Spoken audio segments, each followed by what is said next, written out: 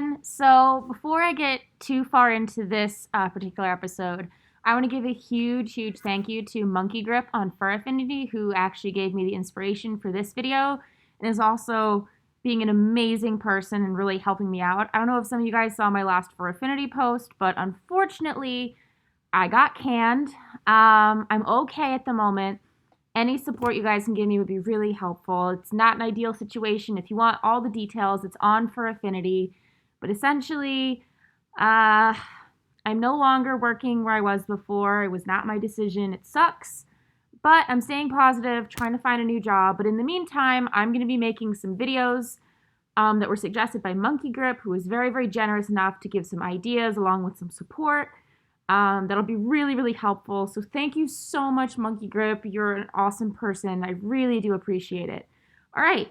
So anyways, hopping in, this is why do people become furry? And I thought this was a really interesting topic, and it's actually pretty relevant because I have a brand new roommate. This is actually his Akira hoodie. Sorry, stole it. And, I was trying to explain to him why people become furry using pop culture references and video game references that I knew that he would understand. And I actually thought that would make for a great video topic, and then Monkeygrip actually suggested it. So here we go. Why people become furry. Okay, so one of the first places you're probably going to discover you're furry is by watching your favorite TV show, cartoon, or, daytime programming or movie. So one of the big influences for me actually growing up was Disney, and it probably is Disney for a lot of people in the fandom right now.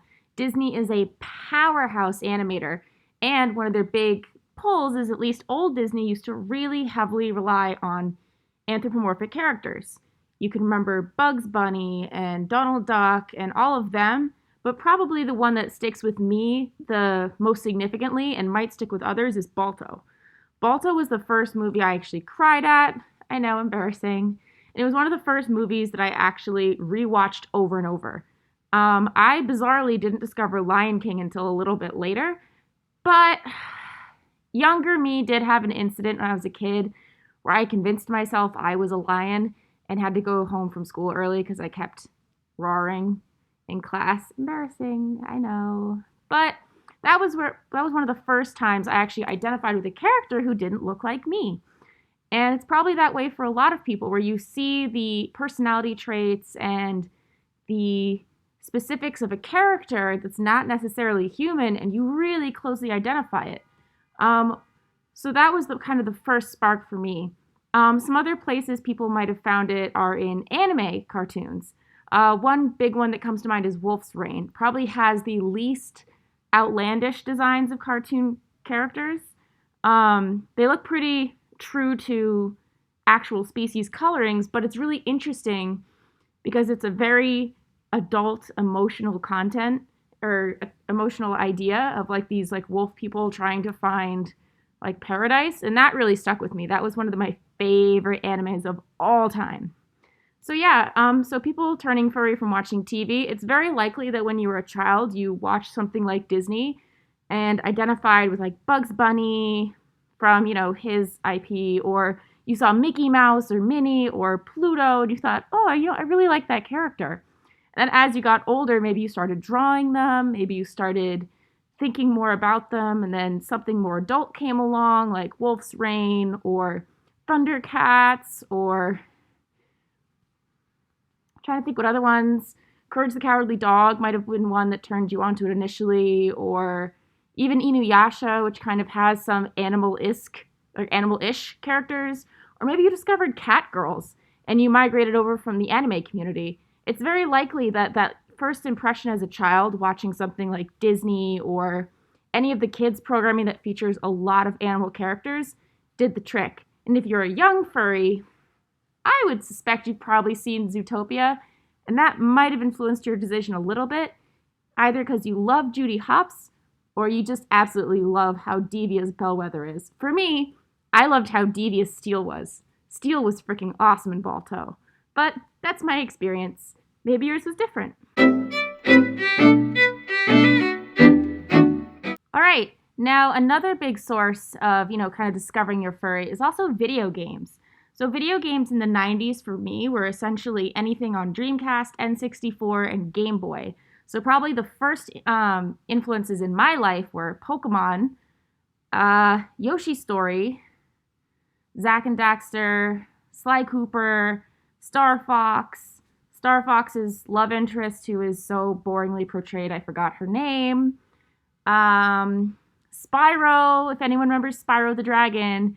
Any of those like kind of cartoony, fun characters from that age, you sort of got so immersed in playing them that you just really got into the character. Now, some people could put the controller down and just be like, yep, I'm done with Spyro, we're good. But then there were people like me that would actually be so invested that they would start drawing Spyro in their free time. Or they would start drawing Star Fox in their free time. And they really got into the character. And, as video games keep going, we keep seeing animal characters in video games. So we've seen Star Fox, and then we see Sly Cooper, and then we see Zack and Daxter. And then in like Final Fantasy 14, they have like the Khajiits. I don't actually, is it 14? I think it's 14 that has the Khajiits. And then you have like these ultra summons that are these huge, amazing characters in all the other Final Fantasy games. And then if you played Tekken, I believe they have King, who's like a leopard-headed like fighter guy. So some people kind of found it that way. Where I personally found it was online playing Neopets. You know what? They had some really cute designs, and I got really into it. And that's when I actually started designing my own characters because of my frustration that you couldn't customize your pets. I wanted a really cool one, and the standard colors were really boring. So I started drawing my own. And then I started playing League of Legends a little while back. I'm still not very good, but they had Warwick, who is this really cool werewolf. And they had Ari, who was like this fox girl. And I found myself completely invested in the characters. Like, I played Kindred, and I was Kindred. I loved the concept of like this lamb and this wolf spirit floating around. And it kind of was the gateway drug into being furry, and it's how I really discovered that's what I had a passion for. It took me a while to figure it out. It took playing through every N64 game with a major animal frontrunner in the cast to realize, hey, I keep drawing this. I wonder if it's a thing I'm really interested in. And sure enough, like after years of doing that, I discovered I was furry. And that's one of the ways people become furry is, they play these strong storylines with these really cool animal characters and they figure, oh, you know what? I identify with this. I mean, think about it. How many Okami-inspired fursuits have you seen? It definitely left an impact, don't you think?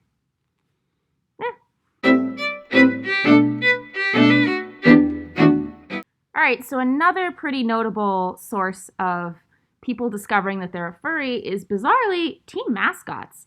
Something that we don't really think that much about because a lot of mascots nowadays aren't necessarily animal creatures. You have like the Raiders, the Vikings, the Chargers, like those aren't really animals. But one of the big influences that I had actually growing up is a lot of my family are Eagles fans. And the Eagle mascot, I don't know if you've ever seen him, is a badass. That mascot has some crazy stunts in him and has to work with a pretty crazy mascot suit. Those wings are huge. But that was a pretty big inspiration for me. Now, if you grew up in a hometown that had an animal mascot, it's more than likely that, you got into character a couple times because you were so into your team winning. But for some people, you might have discovered along the way, you actually really liked getting into the mascot too. You really enjoyed embodying like that Milwaukee Bucks crazy deer character that does crazy stunts. Or, maybe your high school mascot was really interesting to you. Mine wasn't an animal, so I didn't get that privilege, unfortunately. But my college mascot was an animal, and I did work as the mascot, and it was amazing. The first few times I was like batshit scared, but oh my God, once I got used to it, it was so much fun. I wasn't me for a few hours, and I discovered, oh, I'm kind of into this. I kind of want my own character now. Huh. So one of the other big influences might be sports teams. So if your friend is like an avid lover of an animal-based team mascot, it's possible that maybe they discovered they're a furry because they really like the animal mascot. Maybe they really identify with that hometown character. Maybe they really don't, or sorry, maybe they really do like the Bucks mascot. Maybe they really, really are into the Eagles mascot, Swoop.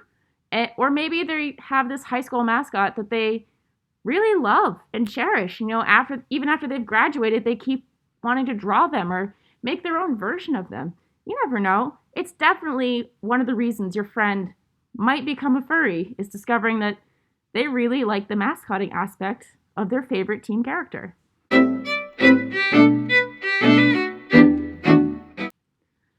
All right, so for category other, this is kind of where I put all of the offshoot ideas that I had. So some other reasons your friend might become a furry, is just through kind of a weird mix of happenstance. One of the other reasons that some of my friends have become furries are because their friends are furries and they've gone to fur cons, and what they thought they would be repulsed by, they find themselves oddly attracted to. I had two friends that really didn't identify as furry whatsoever, who bought the same masks and rave gear that I did from the same person. And sure enough, little by little, their rave outfits started including tails and paws and ears. And before you know it, about a year later, they have their own persona. And I was kind of just like, who knew? But yeah, sometimes being in close proximity of furries and being exposed to all that creativity actually could help you become a furry if it's a thing you're really into. If you really like the personalization of, all the fursuits you can get that are like non-traditionally colored, that really reflect your personality and style, you might be a furry and not even realize it. Or you might just be dipping your toe in and you really, really like it. That's how some of my friends became furries. Some of them never grew up playing Sonic the Hedgehog or Star Fox and never watched Wolf's Rain or SWAT Cats or Pokemon or Digimon or played Neopets or Major Minor. Shout out to that game. It looks really sick. Some of them just didn't have exposure to that, and they just had a friend that wore a fursuit or drew furry art for however many years, and eventually they just tumbled right in. Or maybe they had the really interesting happenstance that I did, that they were perusing YouTube and they discovered a furry dancer. That's what happened to me. I discovered furry dance videos and was like, oh, sick, I kind of want to try this. And the rest is furstory.